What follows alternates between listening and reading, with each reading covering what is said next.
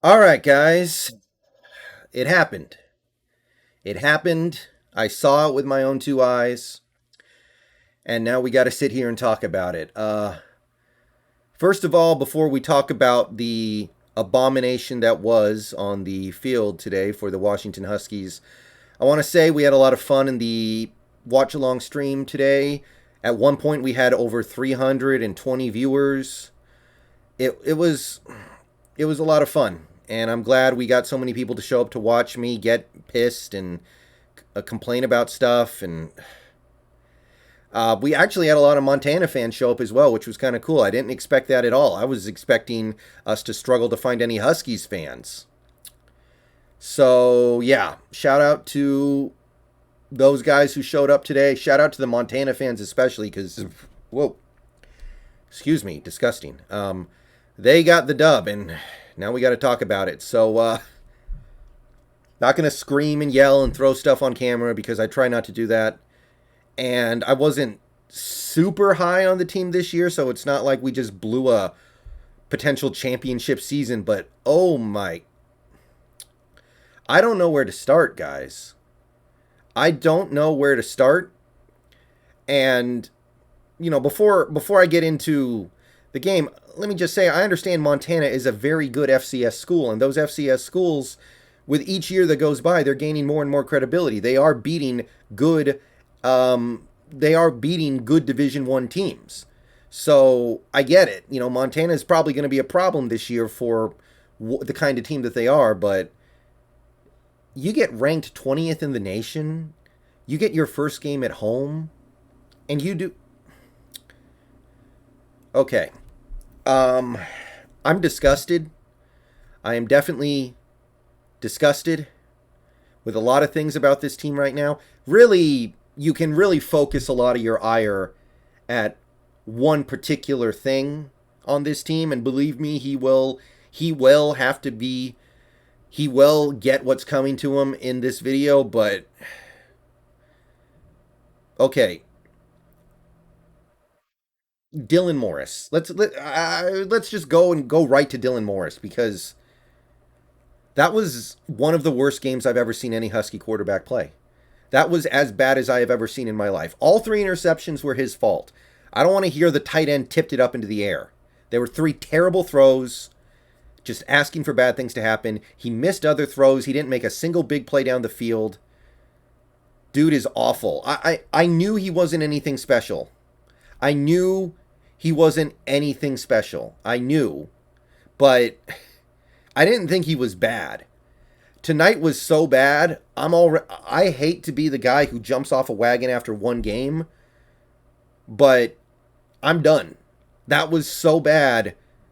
It's kind of like last year Trey Flowers against the Cowboys, if you guys remember that game, where he literally had an interception in his lap and handed it to Michael Gallup. So, wow. I'm already done with him, and I didn't think I was going to get there. I'm not saying it's got to be Sam Heward, but it cannot be that guy anymore. He's been here over a year. He's been here before. He played last year. That was disgusting. That was pathetic. That was the kind of game that I would get mad at a true freshman for playing. If a true freshman played that game, I would get mad. But when I see a guy who has actual experience and is supposed to be a at least somewhat reliable starter do that, out. I don't want to see him again. Get him out of here. I don't want to look at him anymore. I don't want to see his face anymore. Just get him out of here right now. So it all starts there. And look, the receivers didn't help, except for Cade Otton. We had a lot of drops today. We were missing three of our top receivers, and a fourth guy got hurt. The fourth guy got hurt. I understand that makes things hard, but it's not about the receivers on some of these plays. When you're thrown behind a dude by 7 yards, then it's a you problem. Okay, it's a quarterback problem. You can't put that on the receivers. And I'll say this too: the offensive line, not impressive at all. This is a team that had to be able to win this year on the back of their running game. This is a team that had to be able to win on the back of their running attack. We knew that. We knew Dylan Morris wasn't great. We knew these receivers weren't great. And I think they got outplayed today by that Montana front. I think they got outplayed today by that Montana front. And that's really inexcusable because that's the way this team was going to beat, the Oregons and Stanfords of the world, is because they have a good offensive line and a good running game.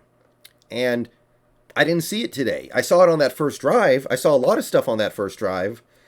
And then nothing the whole rest of the game.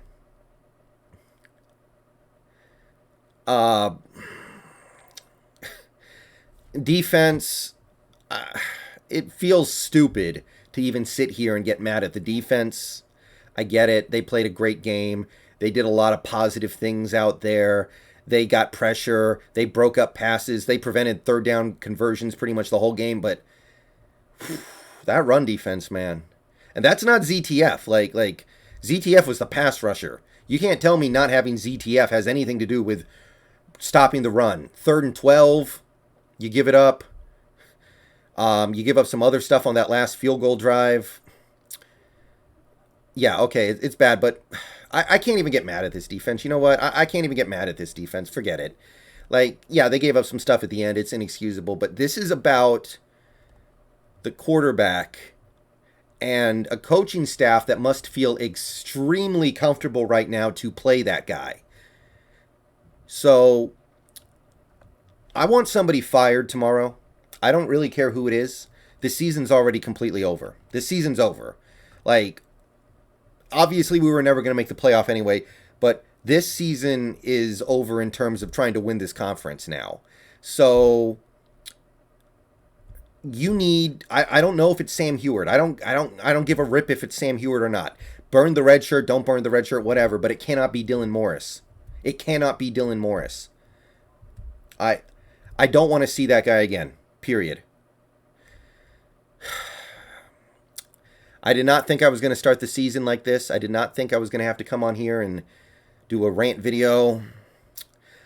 I'm not going to yell and scream like I said because I left most of that in the chat. I definitely got a little yelly in there. I'm not going to do that in the post-game video, but oh man.